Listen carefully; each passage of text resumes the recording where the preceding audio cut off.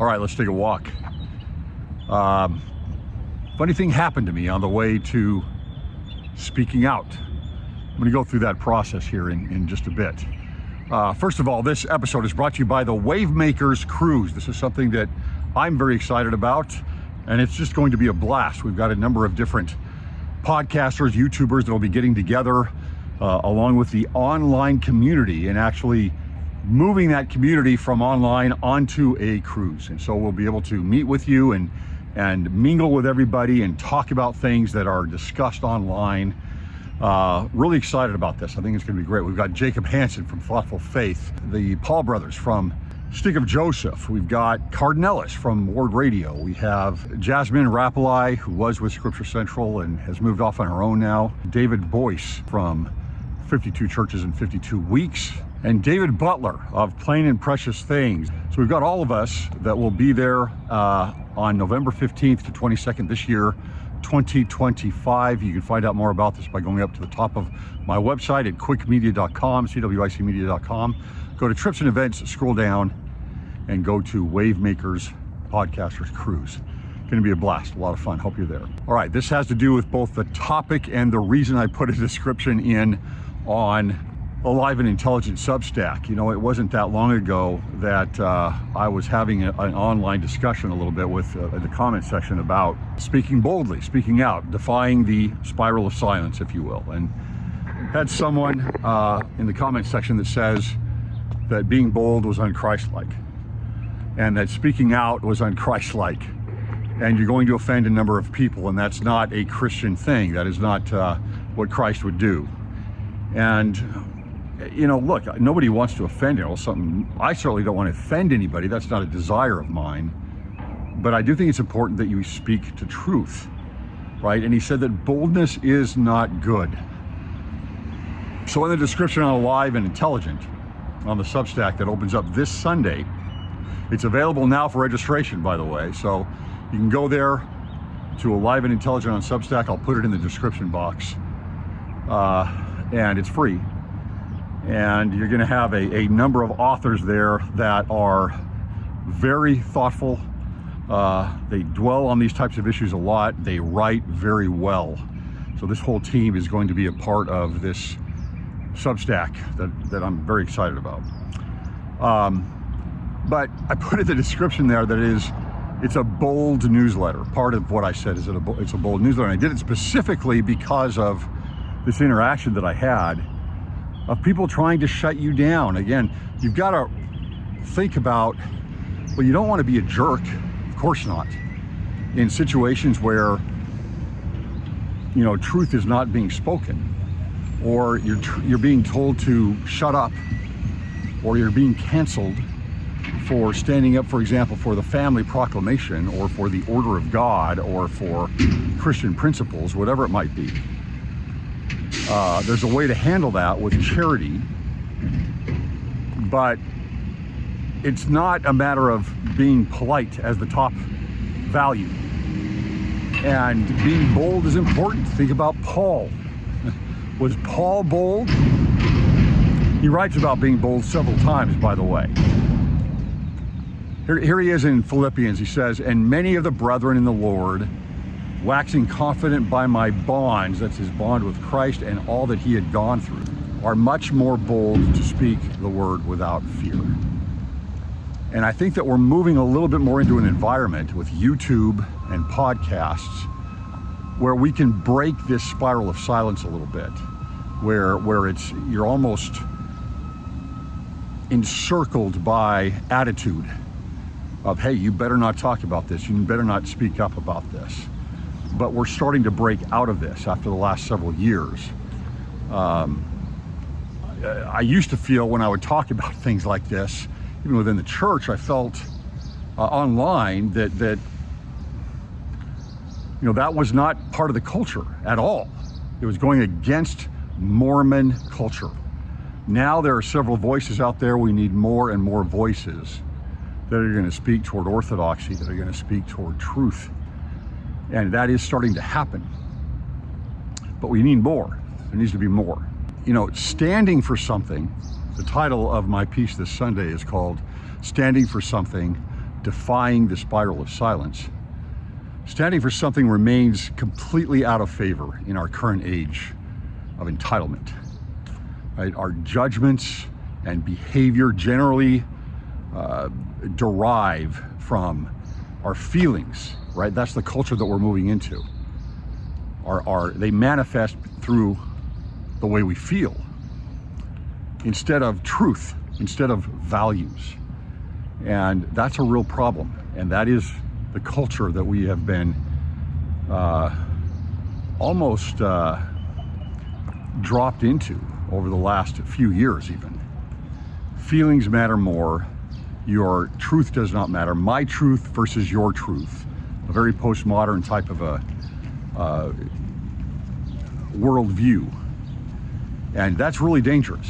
It's very dangerous. In fact, Psychology Today had an article out a couple years ago talking about how actually when you don't stand for something, you actually end up more intolerant because you're subject simply to your feelings and not your feet on the ground, right? You're dust in the wind. And so you're going to react more and be more intolerant of things that might go against your feelings, which are running your behavior, which are running your character. And that's a real problem, but it is what we're seeing today in our culture. That's what's happening at this point. I think about Thoreau, right? Thoreau's saying, feel not simply good, feel good for something, all right? Feel not simply good, feel good for something. That's really important. That's why personally I don't like the term plan of happiness. It's not a matter of just feeling good, right? You want to feel good for something. You've got to be attached. That means you've got to be attached to truth. And you know, when you stand for something, we should talk about this a lot more. I mean, think about President Hinckley and his talk and his book, Stand for Something. When we stand for something, we are sending a message. It doesn't have to be a message of contention, but we're sending a message not only to the individuals around you that, hey, I am sitting on solid ground here in what I believe. I'm not just being passive, a passive dust in the wind. I am standing on solid ground of truth that I know are derived from the scriptures. I know are derived from the Word of God.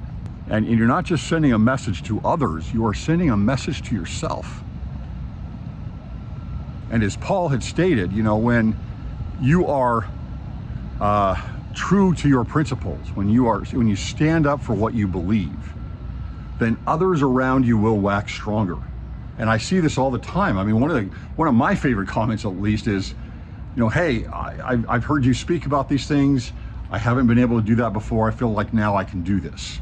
I understand, number one, here's someone that's speaking out on these things, but number two, there's a community of people that agree with this and understand it. Instead of another very common comment is, I thought I was all alone. I thought I was going crazy with all these changes in the culture and everything going on. And now I can see with a little more clarity, and maybe it's been articulated for you, that yes, I do have this sense of this change and what is going on, and I don't need to just go along with it. So in this week's article, in Alive and Intelligent, I will be talking about standing for something and the psychological issues that go along with that, the spiritual issues that go along with that, the backing of how important it is for you in your own well-being and the well-being of those around you to stand for something and to manifest that. This Sunday, that article will drop. Look for that on the Substack. Okay, the second thing I want to talk about that I think is crucial is family and the way that outside of the last several months, maybe about 6 months or so, maybe a full year, the depopulation that is happening is very concerning. And I want to just go to one element about this. When I say depopulation, I mean we're still growing in the population of the West, of the United States, of the world, obviously, etc. But that's going to reverse very shortly. in the West. And just in a few decades, we're looking at some difficult things happening here with contraction of economy, the breakdown of the family, and that's what I want to focus on here, is the breakdown of the family. We're getting married older. We are getting married less. We are having fewer children. There are a lot more single mothers than there have been in the past. And that's really concerning to me. I think that, I think about my own life and what family has meant to me, what it has done for me.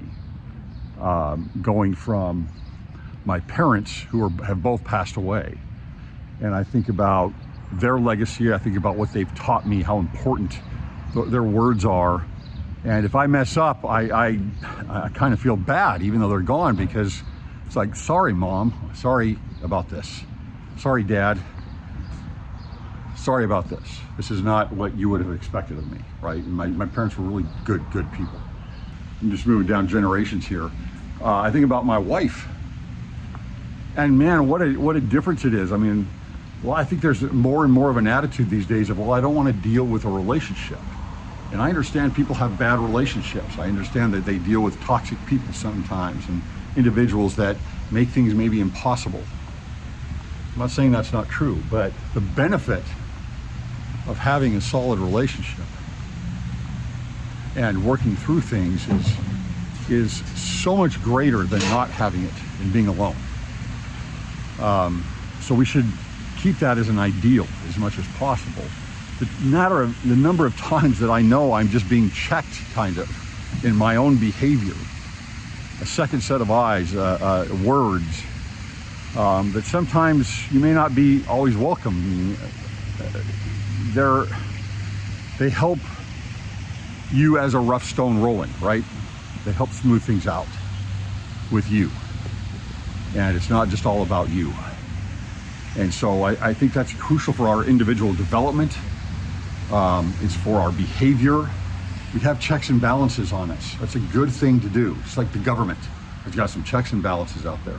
My kids, I don't want to make certain decisions sometimes, because a lot of times I just think, well, I couldn't do this to my kids. I can't do this.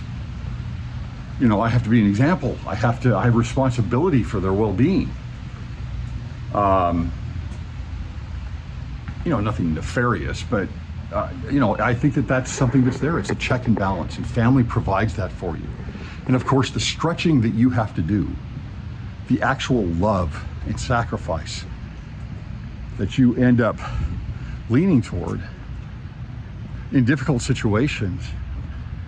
I know that's not necessarily what we all look for, but it definitely strengthens your character. It definitely makes you a better person when you're dealing with adversity, especially with people that you're close to and that you're trying to work things out with. And I think the world needs a lot more of that, not a lot less. And as we disintegrate family, we are creating that laboratory for growing individuals and developing individuals, men and women. That diminishes. And that's a tragedy, right? That's an absolute tragedy. The gospel is true. The order of the family is true. And we should all wax confident and be bold in our beliefs. Find truth, grab onto it, and stand firmly on that ground of truth. Thanks for listening. The wicked flee when no man pursueth, but the righteous are bold as a lion. Proverbs 28:1.